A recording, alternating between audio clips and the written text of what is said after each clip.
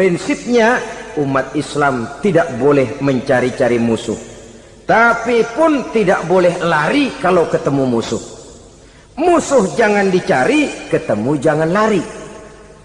Karena itu kesan seolah-olah umat Islam ini teroris, umat Islam ini destroyer, umat Islam ini sering menimbulkan keonaran, kerusakan, sungguh satu fitnahan yang sangat keji.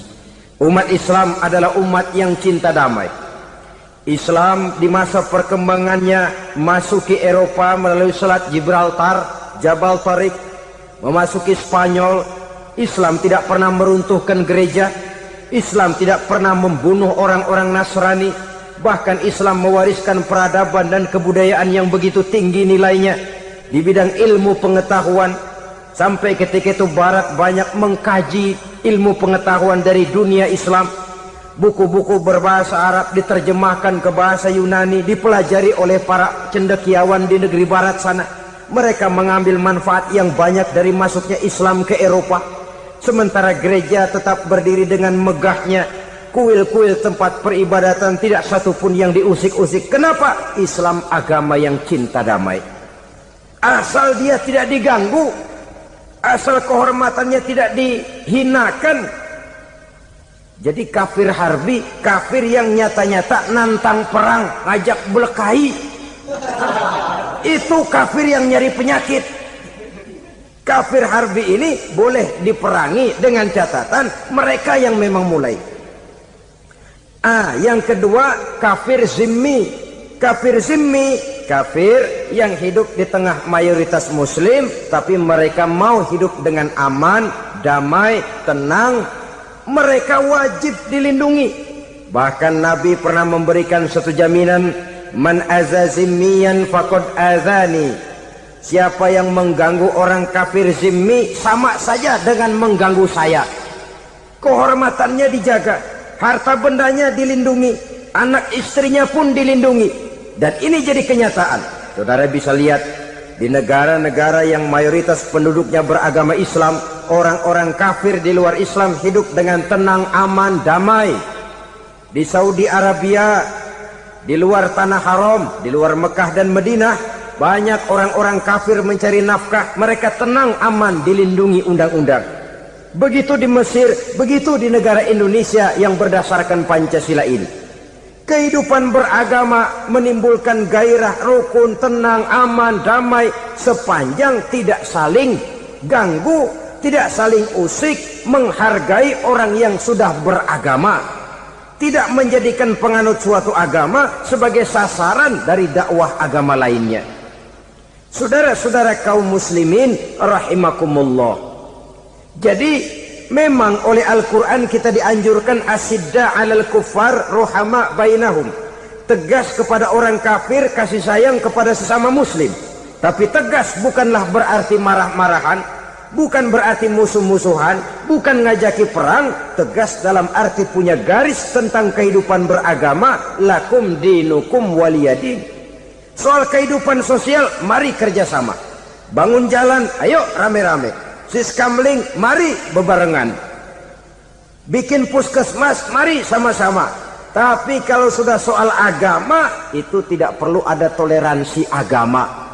Yang perlu toleransi antar umat beragama. Kalau umatnya mau kerjasama silakan, tapi tidak menyangkut soal ibadah. Jangan kerjasama di bidang ibadah. Itu kerjasama yang salah pasang, saudara-saudara. Sehingga dengan demikian toleransi adalah menyangkut kehidupan antar umat beragama. Sedangkan agama sendiri punya kapling yang nyata. Sehingga dengan demikian tegas kepada orang kafir dalam arti kita punya satu kepribadian. Tidak ngambang. Enggak, lalu kalau ditanya orang, sebenarnya agama lu apa sih? Gua mah gimana musimnya aja. Agama pakai musim kayak rambutan. Akhirnya ya begitu, musim-musiman. Ke masjid kelihatan, ke gereja hayo, ke candi nongol, ke apa? Bingung malaikat bagaimana nyatetnya nih bocah ini. Di mana aja ada. Kita punya satu kepribadian, saya muslim dan garis saya ini, lakum dinukum waliyadin. Bagi Tuhan persilakan agama Tuhan, bagi kami agama kami. Kami hormati Tuhan, Tuhan hormat kepada kami. Tapi soal agama, kaplingnya jelas. Kerjasama, mari urusan muamalah, bidang sosial. Yuk kita sistemling sama-sama dengan orang lain agama. Mari jaga kerukunan, kesatuan, persatuan, kekompakan. Perbaiki jalan yang rusak, mari sama-sama. Mendandani jembatan yang runtuh, mari sama-sama. Tapi sembahyang, kaplingnya lain-lain. Sebab Nabi juga dulu pernah ditawarkan begitu loh, sama kafir jahiliyah dulu, Quraisy itu. Sudah Muhammad, sekarang begini saja, kita join aja daripada marah-marahan. Hari ini saya oke, menyembah Tuhanmu Allah. Besok gantian kamu menyembah Tuhan kita, Latta, Uzza, Manat dan Hubal. Turun, qul ya ayyuhal kafirun la a'budu ma ta'budun. Soal ibadah kaplingnya jelas, tidak boleh dicampur adukkan. Sebab kalau tidak, kita akan mulai kehilangan identitas diri, dan disitulah krisis kehidupan keyakinan beragama dimulai dari krisis identitas. Hujan gede kan mulainya gerimis dulu. Di mana-mana ya gerimis dulu. Gerimis makin lama makin gede, kita akan mulai dengan kehilangan identitas diri. Dari sana nanti kita malu mengakui keislaman kita. Kalau orang Islam malu mengakui keislamannya, ini kan ironi, menyedihkan. Ngakui Islamnya saja malu, menonjolkan keislamannya malu, tidak ada rasa bangga beragama. Padahal ini modal dasar. Hanyalah dengan rasa bangga beragama kita lalu konsekuen. Bangga yang tidak konsekuen. Wah, pokoknya kan gua kan Islam, agama yang paling benar. Tapi hidupnya sendiri jauh dari tuntunan Islam. Itu bangga yang tidak beralasan. Maka di zaman sekarang akhlak kita kepada Allah sering kena erosi, sering kena polusi. Mungkin karena sulitnya lapangan kerja, tingginya tensi ekonomi, persaingan hidup yang makin tajam, sulitnya mencari lapangan kerja, orang kadang-kadang nekat. Sedikit pertimbangan picik, pandangan, mudah melakukan potong kompas, sehingga terjadilah perbuatan-perbuatan yang memelencengkan akhlak kita kepada Allah Subhanahu wa ta'ala. Kadang-kadang terjebak mempercayai selain daripada Allah. Kadang-kadang terjebak di dalam mengagungkan yang selain daripada Allah lebih dari yang seharusnya. Terkenalah akhlak kita kepada Allah jaringan-jaringan erosi dan polusi. Kufur sebagai lawanan daripada tauhid merupakan sifat daripada orang yang tidak berakhlak kepada Allah. Bentuknya pertama bisa syirik. Syirik itu artinya meyakini ada Tuhan lain selain daripada Allah. Itu yang namanya syirik. Jadi percaya Tuhan ada, cuman Tuhannya kelebihan. Itu yang disebut syirik, dan itu merupakan cerminan dari akhlak yang rusak kepada Allah Subhanahu wa ta'ala. Berkeyakinan Tuhan lebih dari satu, berkeyakinan bahwa Tuhan itu beranak atau diperanakkan, atau mengagungkan sesuatu sama dengan Allah, atau menjadikan yang selain Allah sebagai tujuan akhir daripada perjalanan kehidupan ini, maka itu sudah terjebak kita dalam musyrik. Dan syirik satu dosa yang tidak berampun. Bahasa kasarnya, yang namanya syirik itu jenis bapak moyangnya dosa. Saudara-saudara, sebab itu saya pesan, kalau memang terpaksa, biasanya yang tinggal di kota-kota besar itu kalau tidak kepengen dosa kan susah. Kalau terpaksa harus bikin dosa, cari yang kecil-kecil saja, yang kira-kira taubatnya gampang. Umpamanya pulang sholat Jumat nukar sendal, umpama, yaitu jelas dosa. tapi dosa yang taubatnya agak mudah. Jangan sampai terjebak ke dalam syirik, menyekutukan Allah. Kalau sudah menyekutukan Allah, Allah dimadu, murka benar Allah kepada kita. Innallaha la yaghfiru ayyushraka bih wa yaghfiru ma duna dzalika liman yasha.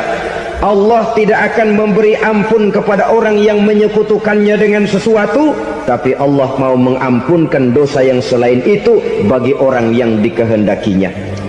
Jadi orang-orang yang sudah terjebak syirik, menyekutukan Allah, meyakini ada Tuhan lain selain daripada Allah, meyakini Tuhan beranak atau diperanakkan, bagaimanapun baiknya mereka di dunia, bagaimanapun sosial jiwanya, bagaimanapun pemurah tangannya memberikan santunan dan pertolongan kepada orang lain, kalau sudah syirik, seluruh nilai kebaikannya akan tidak ada gunanya lagi, karena tidak ada tempat nilai kebaikan itu bergantung. Sedangkan kita berbuat baik agar diterima oleh Allah. Kalau Allahnya marah kepada kita, siapa yang akan menerima nilai kebaikan itu sendiri? Ini bentuk yang pertama. Yang nyata-nyata menyembah berhala, syirik. Yang nyata-nyata beriktikad Tuhan lebih dari satu, syirik. Atau yang tersamar.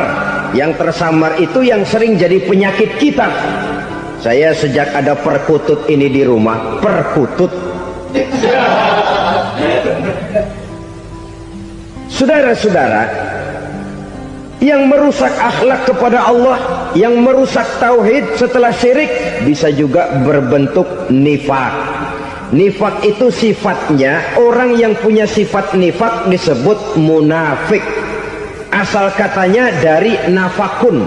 Nafakun itu satu lubang yang punya dua muka, seperti goa, ada tempat masuk, ada tempat keluar. Maka munafik orang yang punya dua muka. Kalau bahasa kita, pandai bermain minyak di atas air, manis jika berhadapan, balik belakang lain bicara. Sehingga apa yang dinamakan nifak, kata Imam Ali Al-Jurjani dalam kitab ta'rifatnya, izharul imanu bil lisan wa kitmanul kufri bil qalbi. Menyatakan, menampakkan iman dengan lidahnya, tapi menyembunyikan kekafiran dalam hatinya. Dengan kata lain, lidahnya mah iman, hatinya mah kafir. Padahal hati itu yang dilihat, padahal hati itu yang dinilai. Kenapa lidahnya mengaku iman? Ya mungkin karena kepepet, mungkin karena kepentingan, mungkin karena ingin mencari kelemahan orang, lalu dia pura-pura beriman, tapi sesungguhnya hatinya kufur. Ini merupakan penyakit munafik. Dan terus terang, menghadapi orang munafik jauh lebih berat daripada menghadapi orang kafir. Kenapa? Munafik ini kan musuh dalam selimut. Mau dibilang musuh nyata-nyata, apalagi di zaman Rasul ya, ketika periode Madinah, berat sekali menghadapi orang munafik. Mau dibilang kafir, kalau ketemu assalamualaikumnya medok juga. Mau dibilang mukmin, di belakang ngegerundel, nyari-nyari penyakit, nyari-nyari lantaran, mencari-cari gara-gara. Kalau kafir jelas kafirnya, kalau musyrik jelas musyriknya. Tapi munafik, di depan kita dia mengaku beriman, di belakang kita dia caci maki kita. Maka demikian rupa watak orang munafik, Allah benci betul. Sampai dalam Quran orang munafik itu divonis innal munafikin fid darkil asfal minan nar. Orang-orang munafik di dasar jurang neraka yang paling bawah, keraknya neraka. Saudara-saudara kaum muslimin rahimakumullah, sebab munafik sangat berbahaya, membahayakan umat, membahayakan agama. Di depan kita mereka ngaku pura-pura beriman, kalau pidato luar biasa, memuji agama setinggi langit, menampakkan seolah-olah dia orang yang dekat dengan agama. Saudara-saudara, agama penting, agama mutlak, tapi yang ngomong begitu agamanya apa, remeng-remeng. Cuma sekedar lipstick, cuma sekedar dekorasi, cuma sekedar kamuflase buat ngibuli orang lain.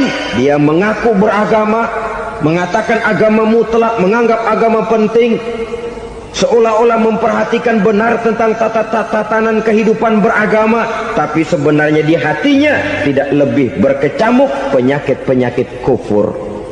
Maka sifat munafik ini termasuk menodai tauhid, artinya merusak akhlak kita kepada Allah Subhanahu wa ta'ala. Sifat yang ketiga yang juga merusak akhlak kita kepada Allah dinamakan riddah. Riddah itu sifatnya, orang yang punya sifat riddah disebut murtad. Murtad keluar dari Islam. Keluar dari Islam tentu tadinya di dalam Islam. Oleh satu perbuatan dia bisa menjadi murtad. Misalnya tadinya dia iman benar kepada Allah, tapi melarat. Kadang-kadang sehari masak, 3 hari libur. Akhirnya oleh kesulitan ekonomi dia tidak kuat. Ada yang menawarkan kebaikan, dibawain supermi, dibawain obat-obatan, diberikan beras. Goyah imannya, keluar dia dari Islam, ikut agama orang yang memberikan pertolongan kepadanya, memilih kesenangan sebentar dengan mengorbankan kebahagiaan yang kekal. Maka orang semacam itu riddah sifatnya, murtad orangnya, keluar dari Islam.